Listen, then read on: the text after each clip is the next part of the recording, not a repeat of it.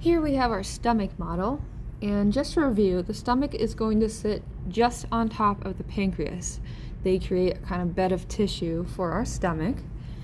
It is connecting from the esophagus all the way to the small intestine. So this is the first part of the small intestine, the duodenum that we see starting here. Now, just as a review, this is one continuous gut tube, one alimentary canal. However, there are going to be stop points all along our gut tube, and these are sphincters. And this allows the fluid to hang out in the stomach before it is sent to the small intestine. So there's a bit of processing, a bit of chemical breakdown that is going to happen due to the gastric juices and the enzymes released within the stomach. And all of that has to happen before that chyme is passed into the small intestine. So that is part of the function of these sphincters. They're also going to prevent backflow so that we're not immediately vomiting when contents enter our stomach.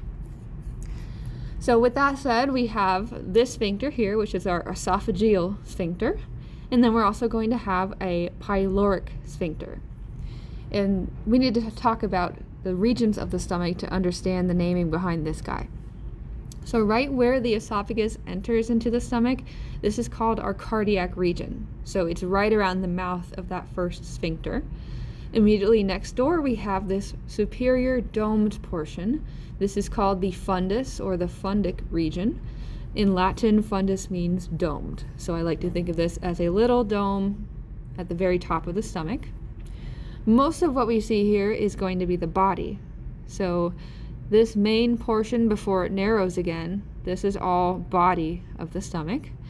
And then as the stomach narrows, we call this region here the pyloric region, or sometimes you'll see it called pylorus.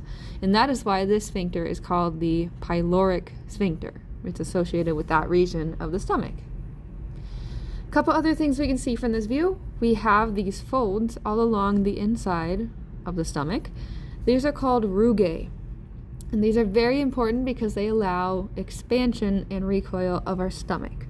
So, fun fact, we can ingest about 1 to 1.5 liters of food, before we start to feel stuffed. At that point, it becomes uncomfortable to eat more. So we might be feeling this during our Thanksgiving celebrations. We can ingest up to 3 liters of food. It will not be deadly, but it will not feel good.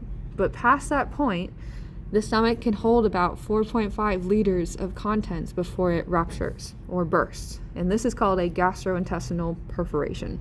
So those are very rare, and they are rarely caused by overeating, but when the contents of the stomach exceed the ability of the rugae to expand, we will experience that gastrointestinal perforation.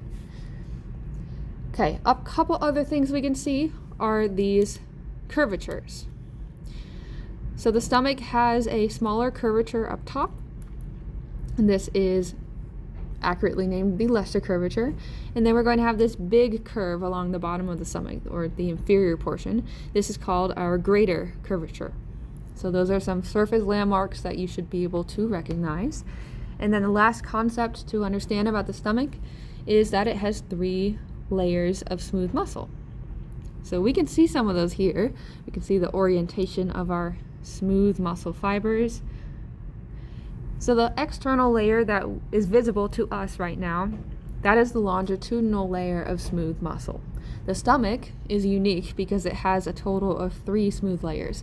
So it has the longitudinal layer, it's going to have an oblique layer and a circular layer, with the oblique layer being the innermost layer.